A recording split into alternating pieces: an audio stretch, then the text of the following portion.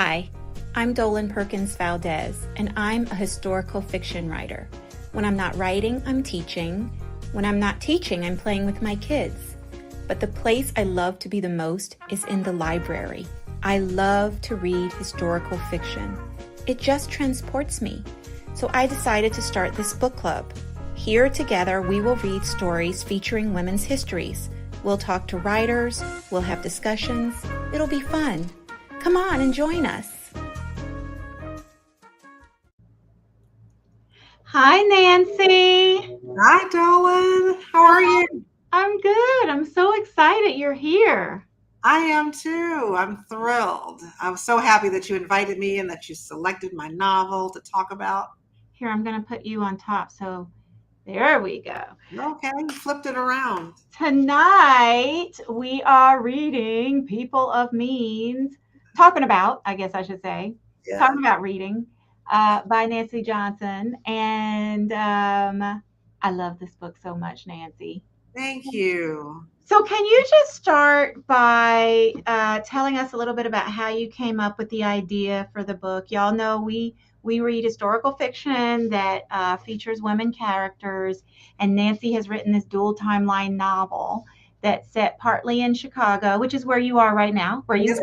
That's where I'm living now, and that's my hometown. Yeah. Okay. Chi-town girl. Town, yeah. And also in Nashville, where our characters went to Meharry and Fisk University. So tell us how you came up with the idea for this book and what inspired you to write it. Yeah, so I was inspired by the events of the summer of 2020 with the murder of George Floyd. And I saw people from every walk of life getting interested in and sparked to activism. And I kept wondering, what is it that motivates people to do this? People who are not, really born into activism or into a movement like what we think of in the civil rights movement. So that was intriguing to me. And then a few months after the murder of George Floyd, Representative John Lewis died. And to me, he was this larger than life civil rights icon, this elder statesman, if you will. But then I watched a documentary about his life. And in the documentary, they talked about him at age 18, 19 years old on a college campus in Nashville and leading these sit-ins at five and dime lunch counters. And he was a student at Fisk. He was also at a theological seminary as well. And so I was like, what was it like for somebody like John Lewis, who's so young, to be involved in this activism at a time when, I kept thinking about my own college experience and, I'm just trying to figure out my class schedule and the syllabus and wanting to date and make friends and do all of those normal things that you do when you are 18, 19 years old coming of age. And so that's what gave me the idea of this story and of Frida being the main character. And she, so I wanted a woman protagonist. And so came up with the idea of Frida coming from my hometown, from Chicago, traveling down south to the school where her parents went, to Fisk in Nashville at this time of so much racial unrest. And there was racial unrest all over the country, but it was something that she had never seen up close and personal and seen the overt racism and the indignities until she got down to the Jim Crow South. So that was one part of it. And then the other timeline is with Tulip, her daughter, 30 years later in 1992, Chicago. And so that's inspired by my own activism. I was a student at Northwestern University in 1992. And that was the first time that I had ever really been a part of a protest. And so I was out there with my classmates with my sign. And we're now talking about Rodney King, right? Which appears in the book. Yes, I'm sorry. This is after the verdict in the case of the beating of Rodney King. And so I was out there protesting, no justice, no peace, no justice, no peace. And so that's how I thought of the character of Tulip. I considered having her be a college student the way I was. But the way I thought about it was that when I was at Northwestern and protesting with my classmates, there wasn't a lot of risk, not a lot at stake for me, not the same way it was for Frida and her classmates in 1959 and early 60s getting involved in activism. But for me, it was a situation where so many of us were doing it, and the stakes weren't as high. But I thought for the story, I'm going to have Tulip be a young public relations professional, just launching her career in corporate America, and then you see in the book the things that she was trying to do related to that verdict, and so there was a lot more at stake for her professionally. And I love how that created a little bit of contrast and texture. It would have been almost too parallel for Yeah. Tulip to be in college and Frida to be in college.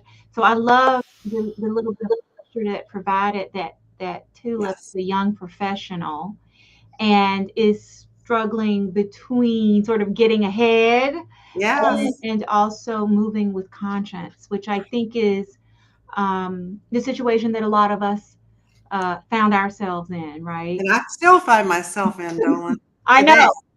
know, I I mean, know. it's like, how do I have a successful career as a traditionally published author? And then I also work a full-time job in corporate communications and, keep a roof over my head and achieve all of my professional ambitions while so much is falling apart in the world. And I want to take a stand on issues and be a part of that conversation. So I struggle with that. And so that's also what this book is about, is me, which it always is when I'm writing, is me working through my own stuff too. Mm.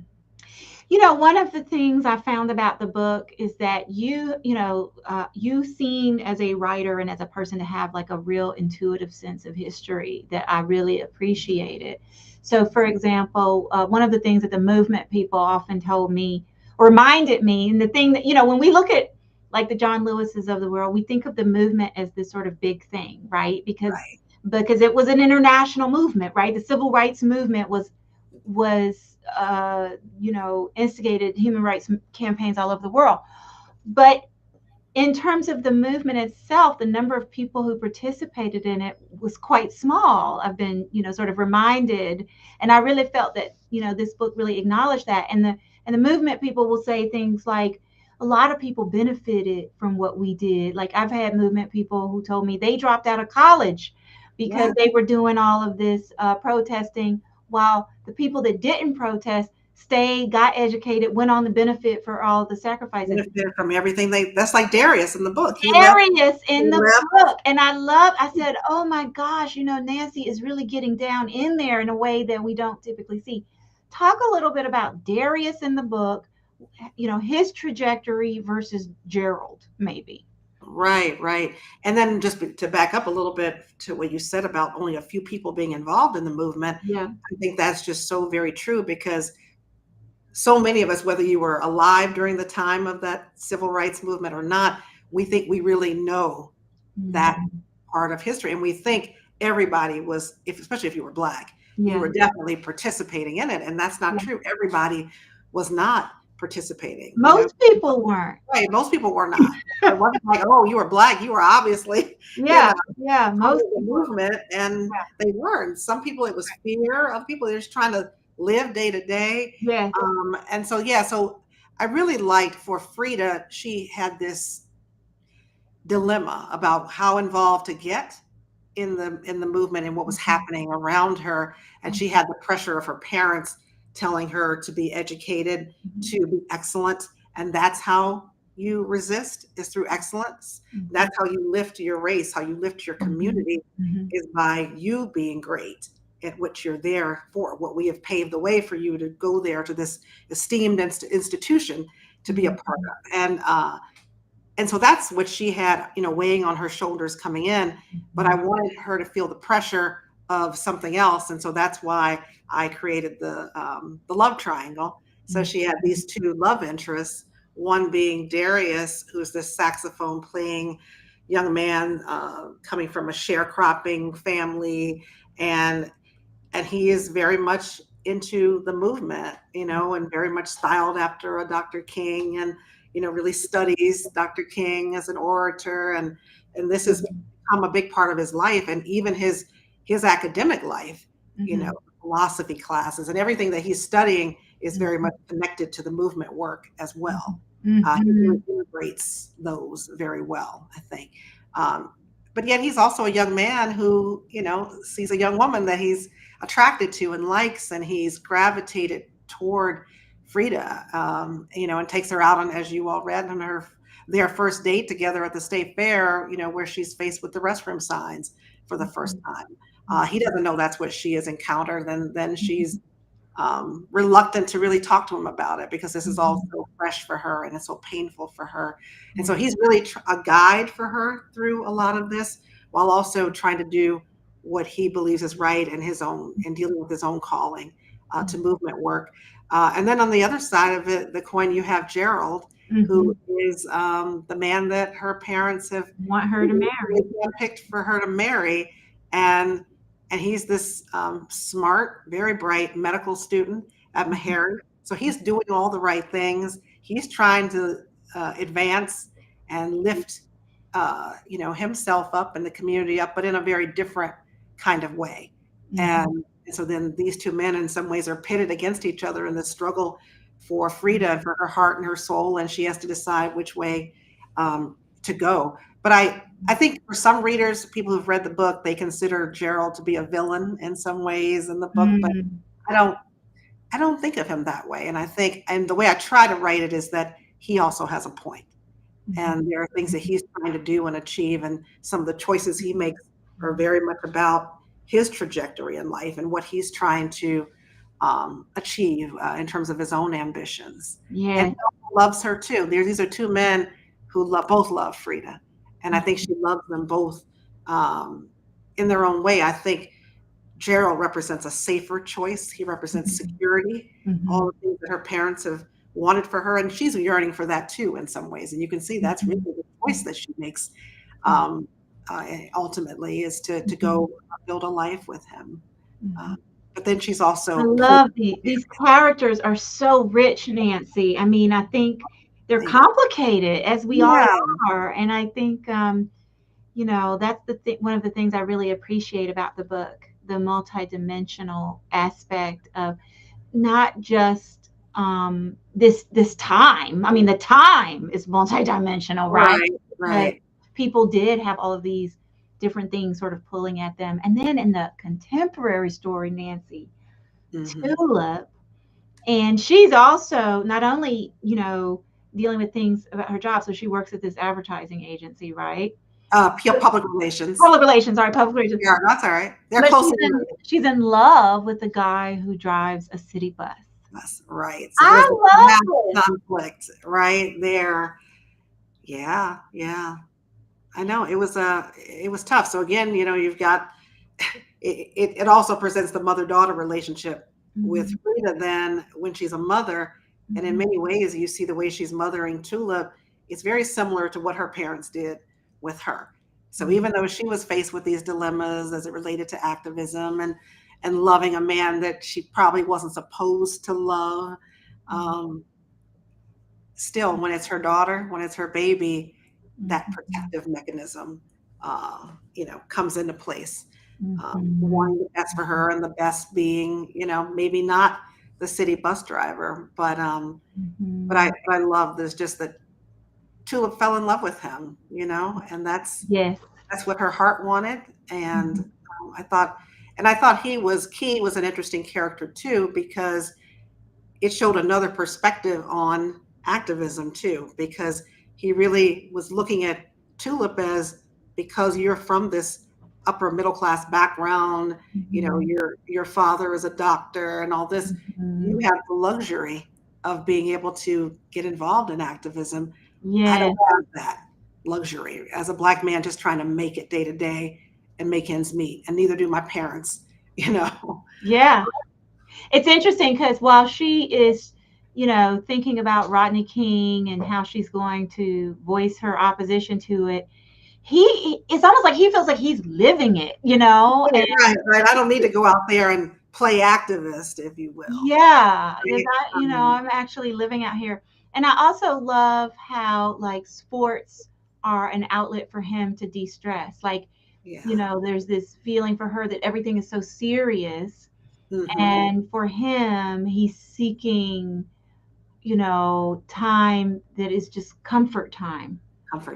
Exactly. And he's kind of like a child when he's playing hoops just in the bedroom, shooting the right. It's just Mhm. Yeah, it's an escape from him for him from some of the Mhm. daily realities and struggles of being a Black man in America. Mhm. It's really hard. Um, Yes. And tell me about, how you were thinking about the dual timeline, because dual timelines are so popular right now. Was there a reason you decided you really needed this tulip character? Like, why not just stay in the past? mm, I think I could have just stayed in the past, but I'm always thinking about how cyclical history is, and how as much as things change, they're still the same, and we're fighting some of the same battles years later. And I'm thinking about where we are today. And of course, I was thinking of that as I was writing the book. And so that's why I wanted to show another generation and how much things have changed and evolved, but yet how we're Mhm. still fighting some of those same battles for equality, right? For Mhm. justice in many ways. And so, and also, I like the mother daughter piece too, to be able to, to see some of the parallels between the lives of a mother and daughter, really grappling with some of the same things and how they deal with it generations apart. Mhm. And what does I think about today? What does activism look like for Yes. us right now? I think about the Target Mhm. boycott that many Mhm. people are participating in, Mhm. and what does that mean? And you've got the conflict even within our community and the Black Mhm. community between the people who are saying, okay, it's all or nothing, just like with the Montgomery bus boycott. We don't go into Target, we don't shop there at all. And then folks who are saying, well, what about the Black-owned businesses that will be hurt if we pull Mhm. all of our dollars out of there? So why not just support those? And kind of that tension. And it just reminds me of some of the conversations that were happening in Yes. the 50s and the 60s. And then what did activism look like in the 90s? And so I just like having these different touch points throughout history to show similarities and also differences in terms of where we are with activism and protest. Oh, I love that. I don't think I've ever read a book, Nancy, that got to the heart of those questions the way that this one does. Oh, thank I you. really don't, because it really did. I recently went to see the Elizabeth Catlett Museum exhibit at the National Gallery of Art here in DC, and I remember when I walked in, there was a quote on the wall, and she says, and I'm going to badly misquote her, but paraphrasing, she says, I was an artist, but I was a revolutionary, and I was an activist. Mm, And just walking through that exhibit and learning so much about Catlet that I didn't know really inspired me to think, because I've always thought like I'm like not an activist. I'm just a writer. I write fiction, but it really helped me to think through like how art can work in really, um, you know, powerful ways, even if it's not intended to be revolutionary art. Just the representation itself is a That's the way I think about my art too. I don't think of myself as an activist, if you will, because I yeah, never want people to think that the work is didactic or I'm trying to preach something. right, I want them to come to it on their own. And because I think what we do with fiction is much different from nonfiction, where some people talking about these issues of race and class might feel that they're being preached to or lectured, yes, and they feel threatened by the messages. I'm thinking of a lot of the anti-racism books that came out in 2020 after the murder of George Floyd. But I think mhm, through fiction, like what we're writing, through character and story, people are able to empathize and walk in the shoes of someone whose life is different from their own, and right. really come to understand these issues in a real visceral way because they're experiencing it through the characters' lives. Mhm. Okay, reminder, we are talking about People of Means by Nancy Johnson. If you have a question, can you put it in the chat so that I can ask Nancy? And we would love to hear from you. I am checking the chats on all of our channels. Let us know any question that you might have. In the meantime, we'll continue talking. Yeah. You want to talk about the research at all? Yeah, let's talk about the research. Okay, because this was my first foray into historical fiction. Yeah. So, um, it wasn't through reading a lot of books, but it was through my roots are in journalism. I'm a Mhm. former journalist, and so I love to interview people, and so that's what I did. I asked around just in my community online about anyone who was a graduate of Fisk University, and I was looking for women who graduated around the time that Frida was a student there. Mhm. And so that's what I did. I interviewed, it was like, I think 3 or 4 women who were graduates of Fisk at that time. And I wanted to know some of the specific details. Like, I think that Mhm. there's so much with the details in these kinds of Mhm. stories. And Mhm. so I interviewed these ladies who are now in their 80s, Mm. and they were students at the same time Frida was there. And they told me things like, oh, we couldn't wear pants in certain professors' classes, had to wear a Mhm. skirt, and not only wear a skirt, but in some professors' classes, we had to wear pantyhose. We couldn't go in there bare leg. And I never Mhm. would have, imagined any of that because that wasn't my experience growing up. And Mhm. also not wearing jeans after a certain time of day, on the Mhm. weekends. And so those were just details that I was able to weave in because they told me that. And one of the ladies I interviewed said her family was from Murfreesboro, Mhm. Tennessee. And I brought up Mhm. Murfreesboro in the book, and that's where Cora is from. That's where I kind of came up with part of her storyline. And this woman said she was from Murfreesboro, and she said both of my parents were teachers. And she Mhm. said, I did not get involved at all in any activism at Fisk Mhm. because I was afraid. My parents told me, we're teachers, we will lose our teaching jobs if anybody found out what you were Mhm. doing. So please do not, if you want us to keep our jobs and you Yeah, want us to stay at Fisk. And I had never thought about that, the ramifications for families that's of right. students, right? Off of the campus. Like, I wouldn't have thought of that on my own. I remember I went and did this tour in Selma, Alabama one time, and they were telling us that when the protesters would get arrested, the judge would actually call their parents Oh, and wow. they would call them down to the courthouse and they would basically threaten them. Like, I don't want to see your child down here again, or I'm going to call, their employer. Right, right.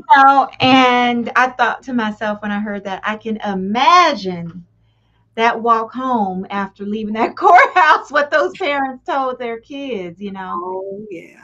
And that was the first time I really realized that it wasn't just dangerous work in terms of getting killed or beaten.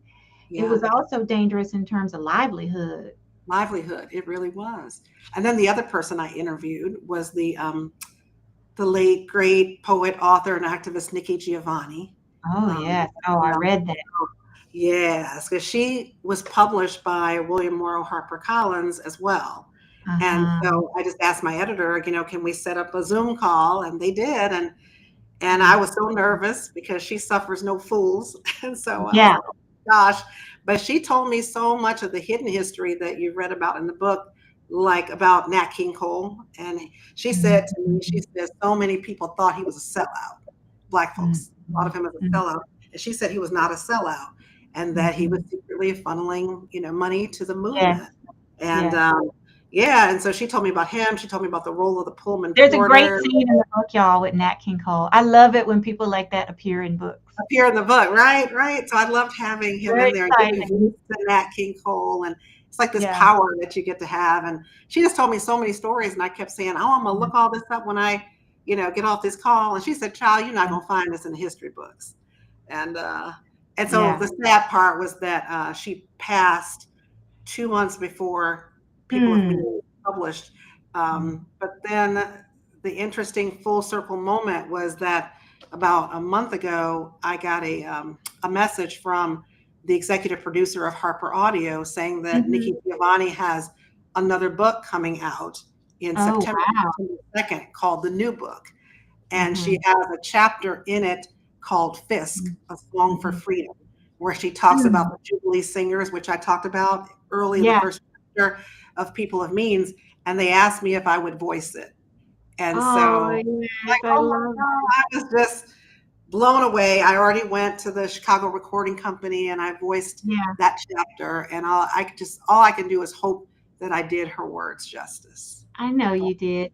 I love it when to see when things just fit into place. That was such a perfect ask and such a perfect Isn't opportunity for you. Yeah, I love it. I love it. Okay, I just want to read a few. We have a few comments. It doesn't look like questions, but people are just commenting. Yes, the mother daughter relationship was rich, the tensions today versus the 60s. Someone said, yes, history certainly keeps repeating itself. Oh, here's a question. How do you think Frida and Gerald's revelations about the movement with Tulip in Nashville would have differed had they told their stories to Tulip and each other in Chicago? I guess the question has to do with what if the parents had shared, because Tulip didn't even know her mother was doing anything in the movement. No, Do you no. think that would you? Why did these parents do this? Why do they keep all these secrets? I know, right? I know. It's just what we do. We keep secrets from each other. Oh my Do you goodness. think if do you think if Frida had shared more with Tulip, that would have changed Tulip? I think it could have. I mean, I don't think it would have changed her thoughts about activism. I think it probably would have, made her even more interested in it. But I think it would have helped her understand her mother more and her mother's concerns for her. If her mother could have told her, this is what I went through, these were the dilemmas I faced. And I don't think everything would have weighed as heavily as it did for Tulip. I mean, I think she would have had an easier time of it because she would have had somebody to talk to throughout as somebody who's been there and has experienced all of this. Um, Mm-hmm. but Frida had her reasons, of course, she and Gerald, for the secrets that they were keeping, things that had nothing to do with Tulip. And I think a lot of times as a child, Yeah. you wonder why your parents have been secretive and why do they hold this back from me? And sometimes you blame yourself because you don't really understand Right. uh, your parents fully, right? And what they're carrying. Yeah. So I And think it would have sometimes been there's parts of the story they don't want you to know. So rather than tell you be selective, they just close the whole box. it pulls the whole thing and they don't tell you anything. Mhm. And I think, in terms of her relationship with Key, I think if she had Mhm. heard her mother talk about Darius, right? Yeah. And that love story, Yeah. I think Yeah. that would have been really meaningful. Empowering. And Yeah. yes, and empowering for Tulip to hear that. Somebody wants to know, did the train conductors really help transfer money for the movement? According to Nikki Giovanni, that's what she told me. So that was one of the stories that she said you're not going to find in the history Now we're book. talking about Pullman porters, right? They were Pullman porters. Yeah. Yes, yes, yes. So that's something that I had not read about that. But that's something that, yeah, that she told me was very common and was happening. And I remember when I talked to Nikki, I said, well, wouldn't somebody just open the envelope up? And she talked me through that scene Yeah. where Rita, is working, with Darius and then is on the train and meets Jonas and gets the package. Yeah.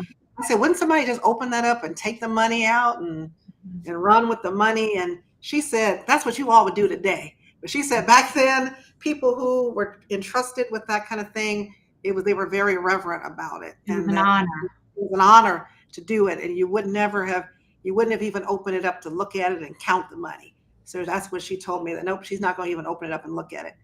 You take it very seriously. And like you said, it's an honor. And so those are the Love kinds of things that don't even make sense to me today. I'm like, it. you might be like, let me take a little bit of this out. Who's going to know? Right? Yes. Yeah. Someone says, I love that you added Jesse Jackson in the book because I live in Greenville, South Carolina, and he's from Greenville. His father was a deacon at my church, Tabernacle Baptist Church. I love that Jesse Jackson makes an appearance too. And the And way you it say he's handsome. You were like, makes when they see him, they were like, oh my God. fine, right? Like, oh my God.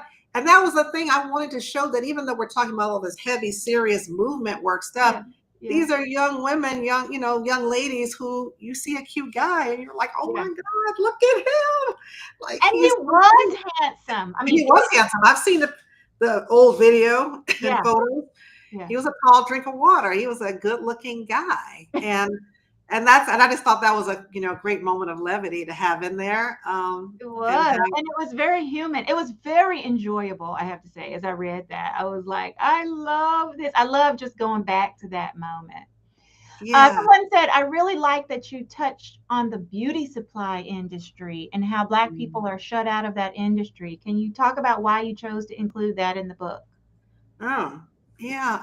I was trying to just think of what profession to have um, Key's parents be in, and I was like, it could be a restaurant, it could be Mhm. any kind of I like the And, idea of and to them be being specific, entrepreneurs. y'all, they own a beauty supply They have store. a beauty supply store, yes, and the Korean, if you call them like distributors, they really control a lot of that industry. And then I thought of that industry because of the Korean connection, and then also thinking about what was Rodney happening, King. Rodney King in LA, with the shop owners there. Yep. So that was I was like, oh, that's going to be a good tie in and a connection there. Someone wrote, while reading your book, I just kept thinking of how much we as parents, especially Black moms, push our girls to work over and beyond to get that shiny prize. For example, Tulip pushing for that promotion, which we know can be a detriment to our mental and physical health. We sacrifice so much to prove our worth and to assimilate into an environment that is not designed for us, rather than going hard for our true passions. Yes, I think that's so true, and Mhm. that's and a lot of the things like that I write about, it's a lot of it is my own story, and I'm an only child, and my parents pushed Mhm. me in those ways. There are times when I think, "Gosh, I wish I had become an author sooner in life," Mm. but I put that off, and in pursuit of other things. I ended up becoming a journalist, and I did that for a while. And I did want to do that, but I remember back in the day when I was in college, my father wanting me to pursue engineering, and I'm not good at math or science, but I don't have an affinity for either of those. But he was thinking about, just like Frida's parents, and just like Frida Mhm. and Gerald with Tulip, how are you going to be successful? I want you to be able to take care of yourself. I want you to do better than we did. And he knew that Mhm. engineering was a lucrative field, right? Not Yeah. about passion and purpose and all of that, right? Parents can Mhm. be very practical. They went Mhm. and they're doing it out of love. So I don't have any resentment Yeah. toward my parents because of that. But that person who wrote that is so right.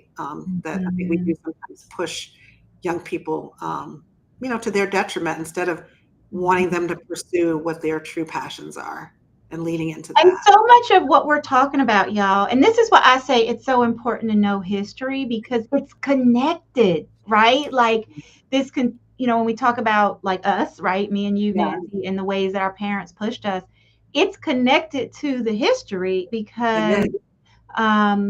they've known what it meant to struggle and they've known what it meant to, you know, be passed over for the promotion, even though they were the Right. Most right qualified for it. most Exactly. qualified, and they want us to not have to encounter those. Right, and they may think we can't afford to worry about passion and purpose. We don't have the luxury, kind of like what Keith was Mhm, talking about, right? We've mhm. got to survive in this world that, yes, was not designed for our ascent. Yes.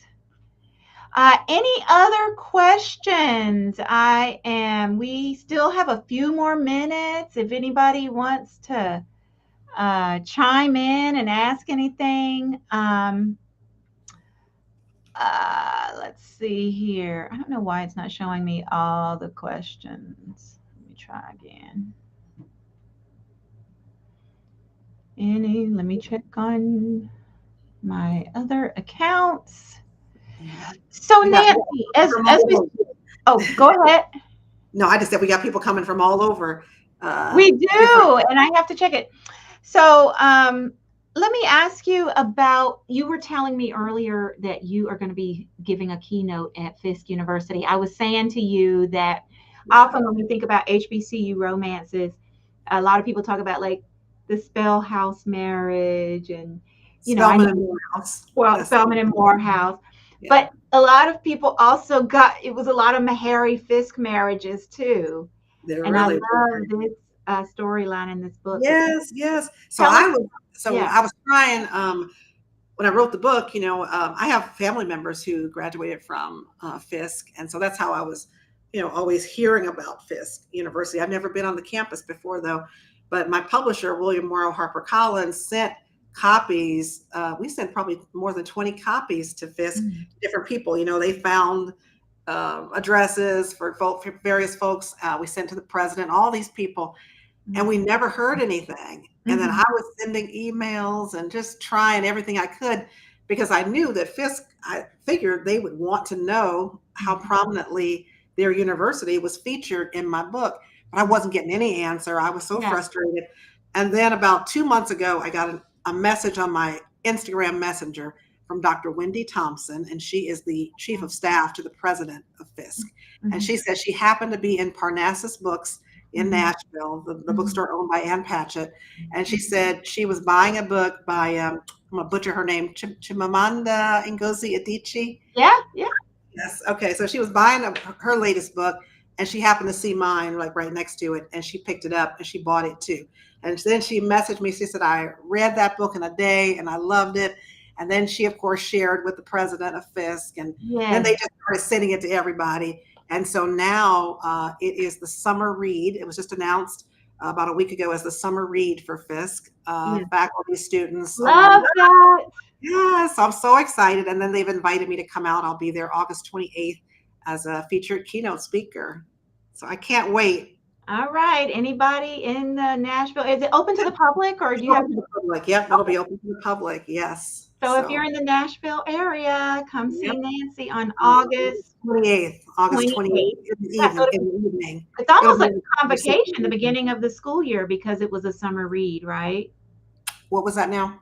I said it's the beginning of the school year, right? Sort It of. will be the beginning of the school year. Mhm. Yes. So the Sort students will be back on campus. It's right before the Labor Day weekend. Mhm, mhm. So I'm just so excited to be there, to go there and be on the campus, tell some of these stories, and Yes. I yeah, wish. another full circle moment. Now tell us what you're working on next. Next, okay, so I know we were talking about that, like the question of what are you working on? I've Yeah. mentioned it to a few groups. I don't have anything that has been acquired yet. Okay. My editor at William Morrow HarperCollins has been asking me for some hints about what I'm working on, and so I just had a call with her recently, and I told her about this. And this was based on a story that I was telling another author about my own father experience. My father, when he was 3 years old, he was growing up in Macomb, Mississippi, Mm. and his mother died during childbirth, giving birth to a sibling, a younger sibling. And so my father had an older brother, a couple of years older, and then one like a couple of years younger than he was. And he was like 3 years old when the mother died. His father was a tailor of women's clothing, and his father decided he couldn't raise three little boys on his own. And so he Okay. farmed them out to live with different aunts. So two aunts in different parts of Mississippi and one aunt in Chicago. And when I was telling this man who's a local author in Chicago about that story, he said, that's a novel. That could be the basis of a story. And he's like, if you want to do something with it, I will. And so now I think I'm going to do I something. love when people say that because it just lights the fire, right? Lighting the fire, right? So then I'm like, oh yeah, I'm going to do something with it. So that's my idea, but it'll be, I think, starting in 1975, and there's going to be a tornado that kills the mother, because there was a tornado in Macomb, Mississippi in that year. So the mom and then these two little girls are, left without. They have the father, but he's like, I can't raise them, and sends them off to live with different aunts. One aunt that's there in Mississippi and an aunt in Chicago.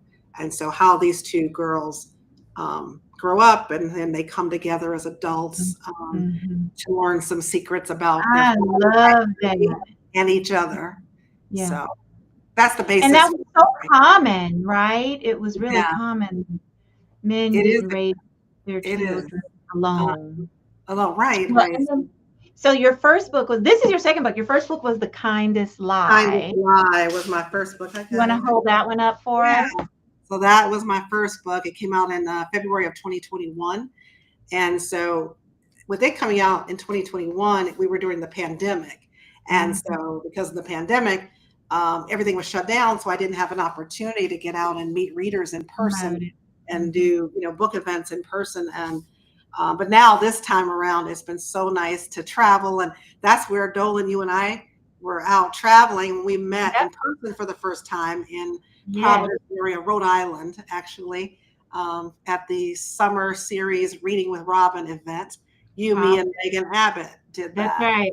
Yeah. And you know what? It's so funny because I was sitting there on the panel and I was literally listening to you and just loving everything you were saying. And I hadn't read your book. So I was like, the first thing I did was get my copy. And I read it and I loved it. And so I'm so glad we did that event together. I mean, that's how I meet. That's how I find books to read, is meeting other writers. And I mean, because I'm a reader too, Yes. And it was historical, and I loved your story about how you're a journalist and came to writing later in your career. But we are so lucky that you are writing now. Thank you. Because we need. I feel lucky to be doing it. It doesn't matter how late I got started doing it. Nope, it doesn't, because you're here now, and we're all excited. Everybody, and y'all, if you read this and you like this, pick up the first book too, The Kindest Lie. Pick up The Kindest Lie. And then you will have read all her work. Yes. You'll be. Where can people find you, Nancy? Find me on social media. Instagram is where I'm most active. Nancy J. Author is my handle on Instagram, Nancy J. Author. And then on Facebook, it's Nancy Johnson Author for my Nancy Johnson Author Facebook page. Okay, so Facebook, Nancy Johnson Author, and on Instagram, NJ Author. Nancy J. Author. Nancy J. Author. Nancy J. Author. Okay, on Instagram. Yeah, but I'm always open to talk to people and visit book clubs. If you have book clubs of your own, happy to do that. Y'all should invite her. If you're in another book club, and I know a lot of you are, invite her. And, you can see that. And we didn't even touch all the other stuff we could have talked about because we're just going to run out of time. So I know there's so much to talk about. So much, but we'll do it again. People of Means. Yay. Get a copy if you haven't read it yet. We didn't give any spoilers tonight, so get your copy and read it. I'm telling y'all, this is one of the best books of the year. I just loved it. Thank you. I appreciate you so much for choosing it. Yeah. All right. Thank you, Nancy. Thank you, and thanks everybody for joining us. This was fun.